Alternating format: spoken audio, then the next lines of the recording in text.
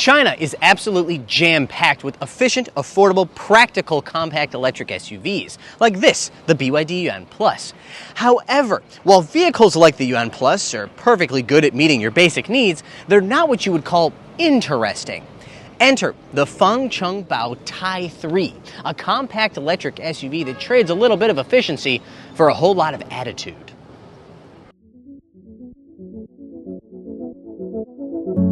Fangchongbao, sometimes called Formula Leopard, is a premium off-road brand from BYD, and the Tai 3 is their entry-level model. Here in China, entry-level still means entry-level, so the Tai 3 has a starting price of less than $17,000 and tops out at $27,000. If and when this car goes abroad, it will almost certainly be sold as a Denza rather than a Fangchongbao.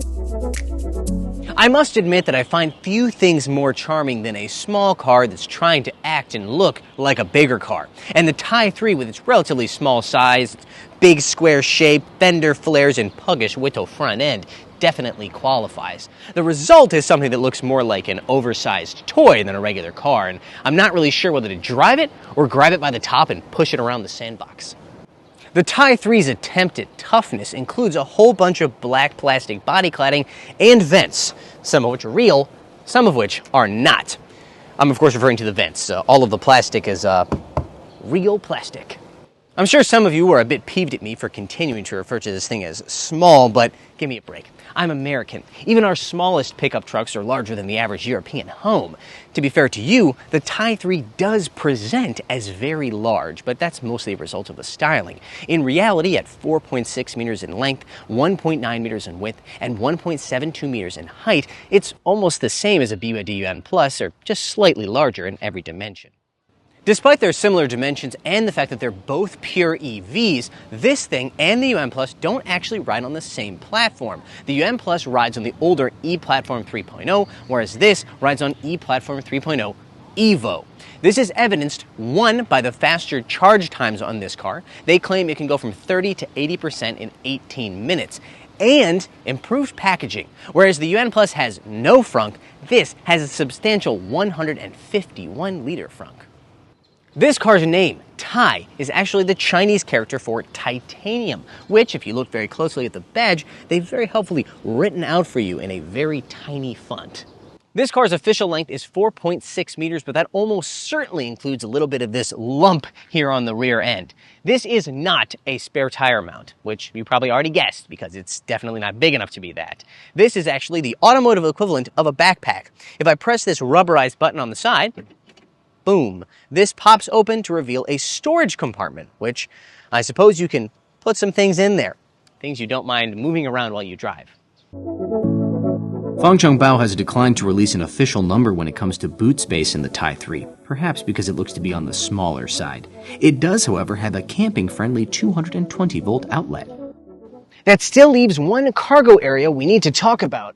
You probably noticed the roof-mounted cargo box. Well, this is not a roof-mounted cargo box. This is actually the drone base for the Tai 3.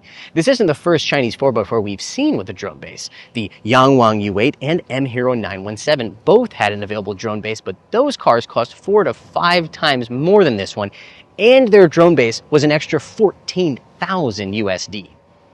This drone base is only available on the top trim level of this car, which is appropriately called the Drone Edition. It is an extra 4,200 USD more than the trim level below it. Now you might be thinking, well, that's a steal, right? 10K less than the drone option on, say, the Yangwang U8. Except the Yangwang U8 costs $140,000, so the drone option represents about a 10% increase in asking price.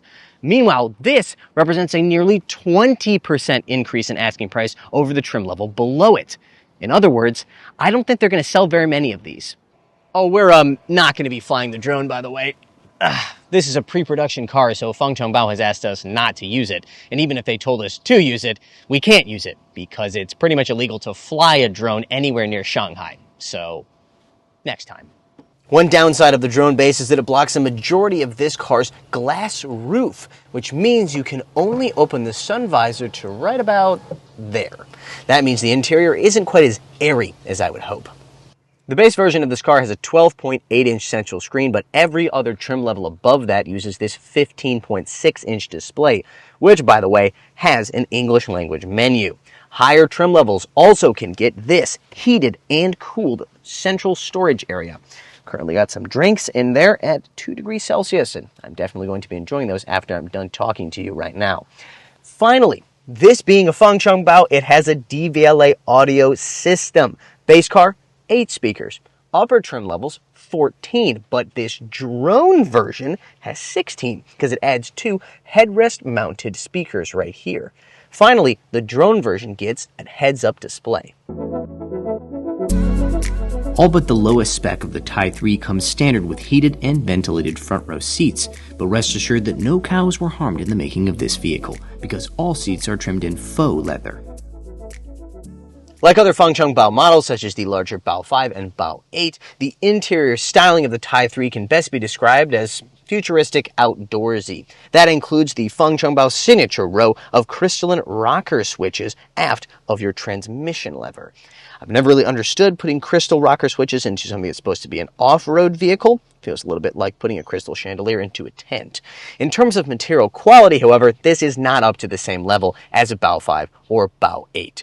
It's a perfectly acceptable, indeed quite nice interior for a $17,000 to $27,000 US car, but I wouldn't go so far as to call it premium. There is plenty of soft touch material in certain places, but there's also a lot more hard plastic. There are some things I really like about the steering wheel on the Tai 3. For example, the clearly labeled physical buttons for all of the functions. You've also got 2 great roller wheels. On the left side, this one's used to change between your on-road driving modes, so your normal, sport, eco. On the right side, this one allows you to change into your different off-road modes, so snow, sand, mud, mountain. This is way easier than having to dig through the center menu, so I really like having these here. But there are some things I don't like so much. For example, the paddle over here on the left side of the steering wheel is used to turn your driver assistance on and off. And on other Denza and Fangchongbao cars, there's a matching paddle on the right side. Here, there's only this one on the left. It looks kind of lopsided. They should have taken this vestigial paddle and gotten rid of it, and taken that function and put it back into the steering wheel here, just like everybody else does. Finally, and honestly most annoying for me, is something that I've noticed on so many BYD cars. This scrolly wheel here that is used to control your volume as well as confirm things in the menu. In other cars, it is the pause play button. On a BYD, it's the mute button.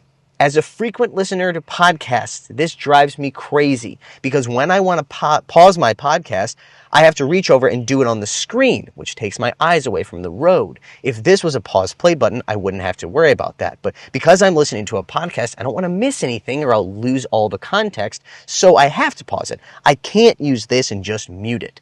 This is a small thing that probably wouldn't bother that many people, but it is something that drives me crazy.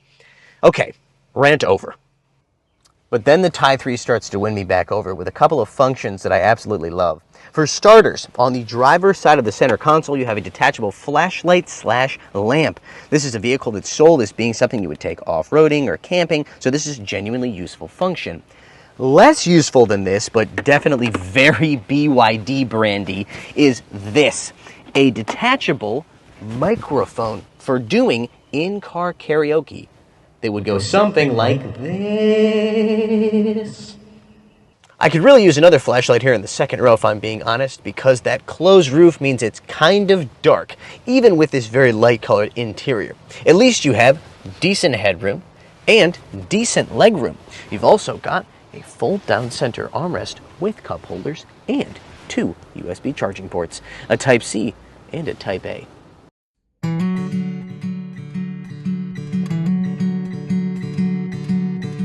Lower trim levels of the Tai 3 are available with a single rear electric motor, making a very reasonable 160 kilowatts and 310 newton-meters of torque. That's enough for a 0 to 100 kilometer per hour time in, again, a very reasonable 7.9 seconds. But for a little bit more money, you could go for the dual motor model like this, which has 310 kilowatts and 510 newton-meters of torque. It will hit 0 to 100 in just 4.9 seconds. That level of acceleration isn't groundbreaking in the world of EVs, but it feels hilariously out of place behind the wheel of an SUV that looks like an oversized child's toy. Stabbing the throttle in a Tai 3 feels like you've strapped a bottle rocket to the top of a Tonka truck. It's a recipe for a good time.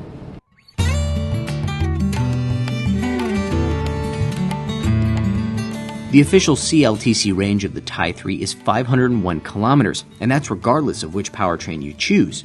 They accomplished this feat by offering a slightly larger LFP blade battery for the dual motor than for the single motor, 73 kilowatt hours versus 65.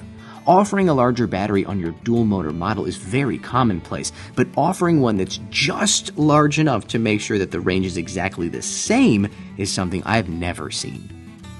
And it gets weirder, because if you opt for the drone edition like this, then it's equipped with a third LFP blade battery measuring 78.8 kilowatt hours. That is clearly intended to offset the added energy drain of that drone base on the roof and still deliver, you guessed it, 501 kilometers of range. Battery weirdness aside, the Tai 3 has some of the best driving dynamics of any compact electric SUV in this price point. The ride is surprisingly comfortable and the handling is surprisingly composed, considering the fact that it has a higher ride height than many electric SUVs in this same segment. Now, some credit for that has to go to the adjustable dampers that are only available on higher trim cars like this, but I also think part of the secret sauce is the tuning of the dual ball joint McPherson strut front suspension and the 5-link in the rear. That suspension keeps a lot of harshness from making its way into the cabin, as does dual-pane front glass. I was impressed by the level of wind noise that this car had, or the lack of wind noise at highway speeds. Even though it has a big drone base on the roof, it's surprisingly refined.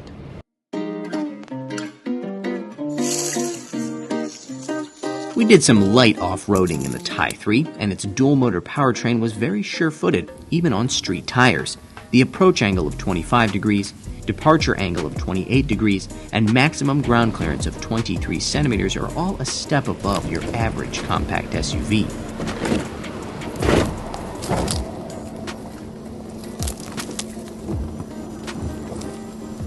The Tai 3 comes standard with BYD's D-Pilot 100 driver assistance system with Highway NOA.